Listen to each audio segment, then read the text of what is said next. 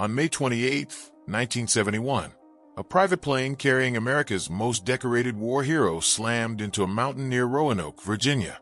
Audie Murphy, the man who single-handedly held off an entire German company and became a Hollywood star, was gone at just 45 years old. The official report blamed bad weather and pilot error. Case closed. But here's what they didn't tell you. 3 weeks before that crash, Murphy allegedly told a close friend he was being followed. Files related to the incident were sealed for decades, and the timing of his death came just as he was reportedly preparing to expose something that could have destroyed powerful people in both Washington and Hollywood. After more than 50 years of silence, new evidence has emerged, and the truth is far more disturbing than anyone imagined. If you're fascinated by the untold stories of Hollywood's golden age, you're in the right place. We dig into the mysteries, the scandals, and the secrets that shaped the stars we thought we knew. Hit that subscribe button so you don't miss what's coming next. To understand what really happened to Audie Murphy, you need to know who he was. And this isn't just another Hollywood story. Audie Leon Murphy was born in 1925 in Kingston, Texas. Dirt poor and hungry most of his childhood. When World War II broke out, he tried to enlist. The Marines rejected him for being too short. The paratroopers turned him away for being too light. The Army finally took him. He was 19 years old and looked about 15. What happened next became the stuff of legend. Murphy fought his way across North Africa, Sicily, Italy, and France. He earned every combat medal the U.S. Army could give, including the Medal of Honor. On January 26, 1945, near the French village of Holtzweiler, Murphy climbed onto a burning tank destroyer and held off an entire company of German soldiers for nearly an hour. He was wounded. He was alone. He didn't retreat. The citation for his Medal of Honor reads like something out of a movie, which is exactly what happened next. After the war, Murphy was discovered by James Cagney and brought to Hollywood. Between 1948 and 1969, he appeared in more than 40 films. His biggest hit was To Hell and Back in 1955, where he played himself in the story of his own wartime heroics. It was Universal's highest-grossing film until Jaws, 20 years later. But Murphy struggled with what we now call PTSD. He slept with a loaded pistol under his pillow. He had violent nightmares. He became addicted to sleeping pills. And according to those close to him, he felt used by the government that had turned him into a symbol. By 1971, Murphy was nearly broke.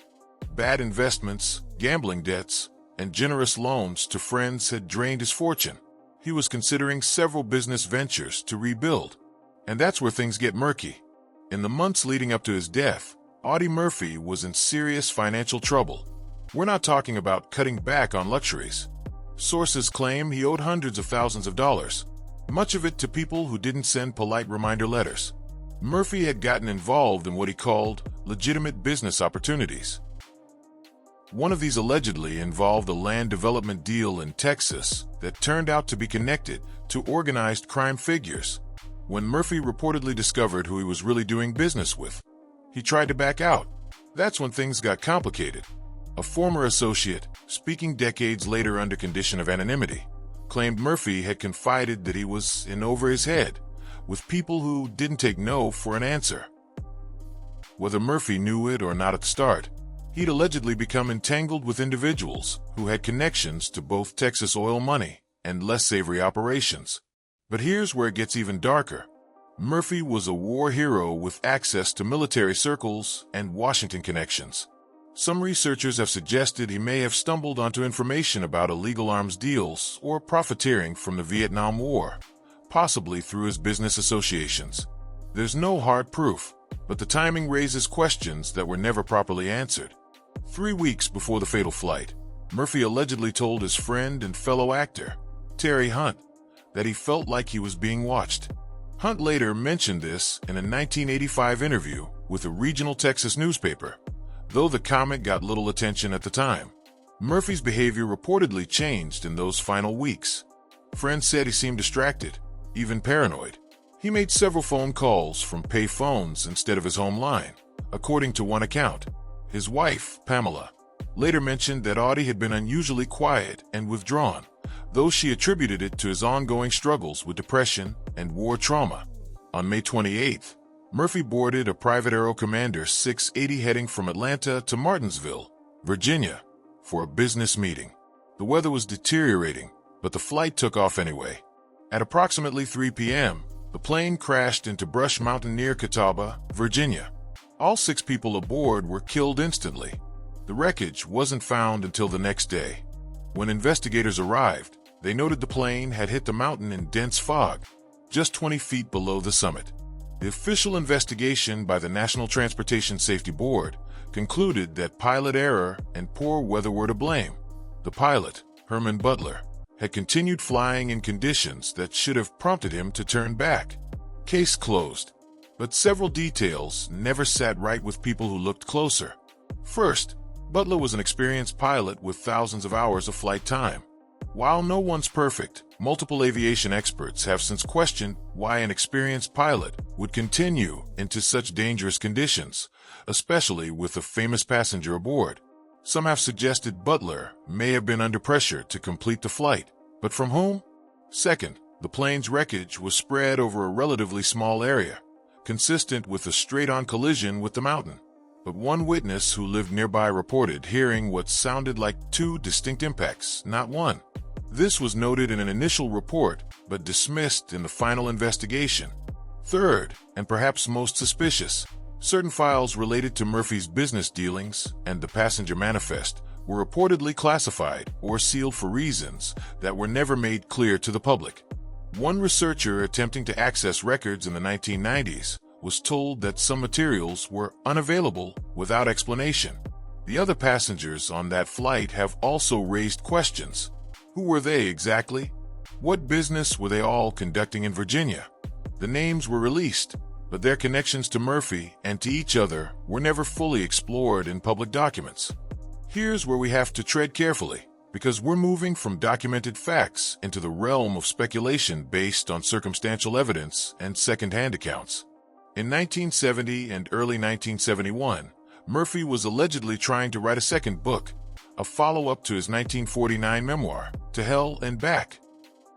Several people close to him claimed he wanted to write about his experiences after the war, including his time in Hollywood and his observations about corruption he'd witnessed.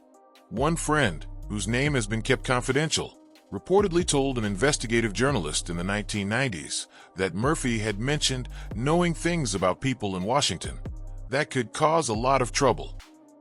The friend couldn't or wouldn't elaborate, but suggested Murphy had either witnessed or been told about illegal activities involving defense contracts during the Vietnam era. Remember, this was 1971. The Vietnam War was still raging. The Pentagon Papers were about to be published. The defense industry was making billions. If Murphy, with his military credentials and hero status, had stumbled onto evidence of war profiteering or illegal arms deals, even accidentally through his business connections, that information would have been incredibly dangerous to possess. Was he planning to go public? We don't know. But the fact that he was allegedly writing a book and had expressed concerns about his safety in the weeks before his death creates a disturbing timeline. Over the decades, a handful of people have claimed there was more to Murphy's death than mechanical failure and bad weather. In 1989, a former military intelligence officer, speaking anonymously to a researcher, allegedly stated that Murphy's name had come up in connection with an investigation into defense contractor fraud. The officer claimed that Murphy was never a target, but may have been a potential witness. When asked if Murphy's death was considered suspicious at the time, the officer reportedly went silent and ended the conversation. A Virginia state trooper who was among the first responders to the crash site told a local television station in 1996 that something had felt off about the scene, though he couldn't articulate exactly what. He mentioned that federal agents arrived unusually quickly and seemed more interested in the wreckage of the passenger cabin than the cockpit. His observations were anecdotal, not proof of anything, but they've fueled speculation for years. Then there's the sealed files issue. Why would routine business documents or passenger information need to be restricted? The official explanation was privacy concerns for the families, but that restriction reportedly lasted far longer than standard protocol would suggest. No smoking gun has ever emerged. No whistleblower has come forward with definitive proof. But the accumulation of oddities, the timing, and Murphy's alleged state of mind in those final weeks paint a picture that's hard to ignore. Audie Murphy was uniquely positioned in American society. He was a genuine war hero, beloved by the public and respected in military circles. He had Hollywood connections. He'd built relationships with businessmen and politicians. He was also struggling financially and may have been less cautious than he should have been about who he partnered with. If Murphy did uncover something explosive, whether about organized crime, defense fraud, or political corruption, he would have been in an impossible position. Going public might have destroyed his reputation or put his family in danger. Staying silent while being entangled with dangerous people was equally risky. The question that haunts researchers is simple. Did Audie Murphy's plane crash because of bad weather and human error, or was he silenced before he could reveal what he knew? We may never have a definitive answer. The people who might have had motives are long dead. The files that could confirm or deny suspicions remain out of reach or lost to time. But the evidence that exists, circumstantial as it is, suggests that America's most decorated war hero may have been killed not by the enemy, but by his own side. Audie Murphy was buried with full military honors at Arlington National Cemetery on June 7, 1971. The funeral procession was enormous. Thousands of people lined the route to pay their respects. President Nixon didn't attend, which some found odd given Murphy's status. The official reason was a scheduling conflict. But given what we now know about the Nixon administration's involvement in surveillance, dirty tricks, and cover-ups during that exact period, some researchers have wondered if there was more to that absence than a crowded calendar. Murphy's death was front-page news for a day or two, then faded from public attention. The investigation concluded. The headlines moved on. Hollywood mourned briefly and then forgot, but the questions never completely disappeared. Over the decades, journalists, researchers, and amateur investigators have continued to pick at the threads of the story, finding loose ends, but never quite pulling them tight enough to unravel the whole truth. Murphy's legacy as a war hero remained untouched. To Hell and Back is still read and studied. His military decorations are displayed with pride. But the circumstances of his death, the unanswered questions, and the sealed files have created a parallel legacy, one of mystery and suspicion. In 2021, on the 50th anniversary of the crash, a small group of researchers petitioned for the release of any remaining classified documents related to Murphy's death. The request was denied. The official reason given was that no such documents existed in accessible archives. Make of that what you will. So, what really happened to Audie Murphy on that foggy afternoon in May 1971? The official story is that a pilot made a fatal error in bad weather. It's clean. It's simple. It requires no conspiracy, no cover-up, no dark secrets. And it might even be true. But when you look at the full picture, Murphy's financial desperation, his alleged connections to dangerous people, his possible knowledge of corruption, his reported paranoia in those final weeks, the sealed files, the suspicious timing, it becomes harder to accept that simple explanation without at least asking more questions. Was Audie Murphy murdered? We can't say that definitively. But was his death investigated as thoroughly as it should have been? Given who he was and what he may have known, the evidence suggests it wasn't. The most decorated combat soldier in American history, a man who survived the worst that World War II could throw at him, died on a Virginia mountainside under circumstances that have never been fully explained to the public's satisfaction. And the people who might have wanted him silenced, whether for business reasons, political reasons, or something else entirely, took their secrets to the grave. The mystery is solved only in the sense that we now know there was a mystery to begin with. The truth. That's still out there, buried in sealed files or lost memories or graves that will never give up their secrets.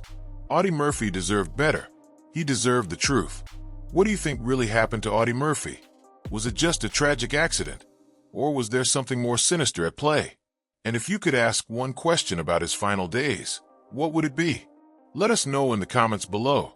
If this story opened your eyes to something you'd never heard before, hit that like button and subscribe so you don't miss our next deep dive into Hollywood's darkest secrets. There are more untold stories waiting, and trust me, some of them are even more shocking than this one. Thanks for watching. And remember, the truth is always stranger than the fiction Hollywood sells us.